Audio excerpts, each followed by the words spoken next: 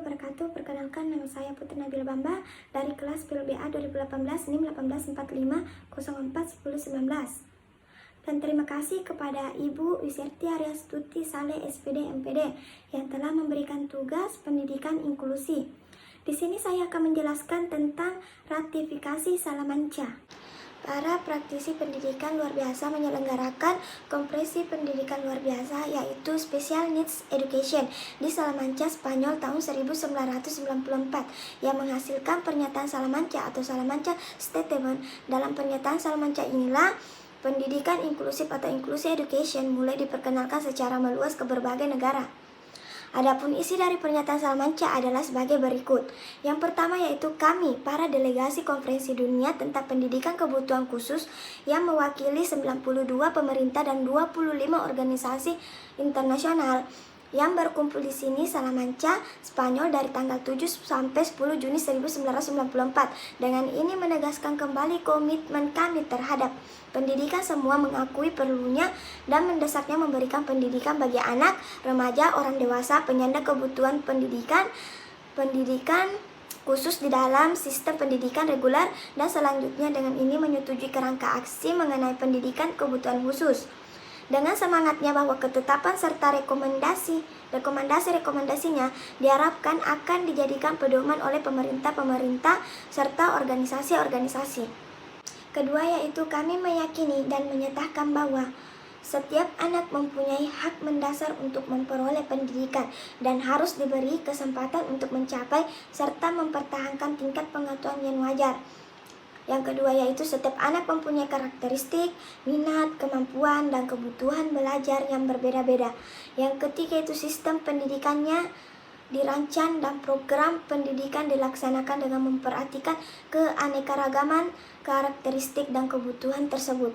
Yang keempat yaitu mereka menyandang kebutuhan pendidikan khusus harus memperoleh akses ke sekolah reguler yang harus mengakomodasikan mereka dalam rangka pedagogi yang berpusat pada diri anak yang dapat memenuhi kebutuhan tersebut. Yang keenam yaitu sekolah reguler dengan orientasi inklusif tersebut merupakan alat yang paling efektif untuk memerangi sikap diskriminasi, menciptakan masyarakat yang ramah, membangun masyarakat yang inklusif, dan mencapai pendidikan bagi semua. Lebih jauh, sekolah semacam ini akan memberikan pendidikan yang lebih efektif kepada mayoritas anak dan meningkatkan efisiensi dan pada akhirnya akan menurunkan biaya bagi seluruh sistem pendidikan.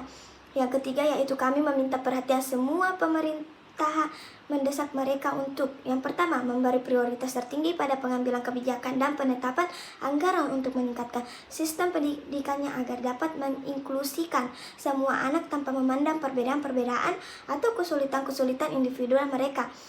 Yang selanjutnya itu menetapkan prinsip pendidikan inklusif sebagai undang-undang atau kebijakan sehingga semua anak ditempatkan di sekolah reguler kecuali bila terdapat alasan yang sangat kuat untuk melakukan lain. Yang selanjutnya mengembangkan proyek percontohan dan mendorong pertukaran pengalaman dengan negara-negara yang telah berpengalaman dalam menyelenggarakan sekolah inklusif. Selanjutnya menetapkan mekanisme partisipasi yang terdesentralisasi untuk membuat perencanaan, memantau, dan mengevaluasi kondisi pendidikan bagi anak serta orang dewasa penyandang kebutuhan pendidikan khusus.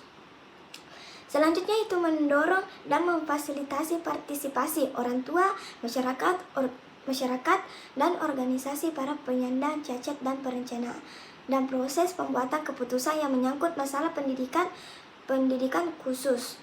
Selanjutnya itu melakukan upaya yang lebih besar dalam merumuskan dan melaksanakan strategi identifikasi dan penanggulangan dini maupun dalam aspek-aspek vokasional dari pendidikan inklusif. Selanjutnya itu demi berlangsungnya perubahan sistematik menjamin agar program pendidikan guru baik pendidikan pradinas maupun dalam dinas membahas masalah pendidikan kebutuhan khusus di sekolah inklusif. Yang keempat yaitu kami juga meminta perhatian masyarakat internasional. Secara khusus kami meminta perhatian yang pertama yaitu pemerintah yang mempunyai program kerjasama internasional dan lembaga-lembaga pendanaan internasional, terutama para sponsor konferensi dunia tentang pendidikan untuk semua, Organisasi Pendidikan, Ilmu Pengetahuan dan Kebudayaan Perserikatan Bangsa-Bangsa atau UNESCO, dan Dana Anak Perserikatan Bangsa-Bangsa UNICEF, Program Pembangunan Perserikatan Bangsa-Bangsa UNDP, dan Bank Dunia, agar mendukung pendekatan pendidikan inklusif serta mendukung pengembangan pendidikan kebutuhan khusus sebagai bagian yang integral dari semua program pendidikan Perserikatan Bangsa-Bangsa beserta lembaga-lembaga spesialisnya, terutama organisasi buruh internasional yaitu ILO, Organisasi Kesehatan Dunia atau WHO, UNESCO, dan UNICEF,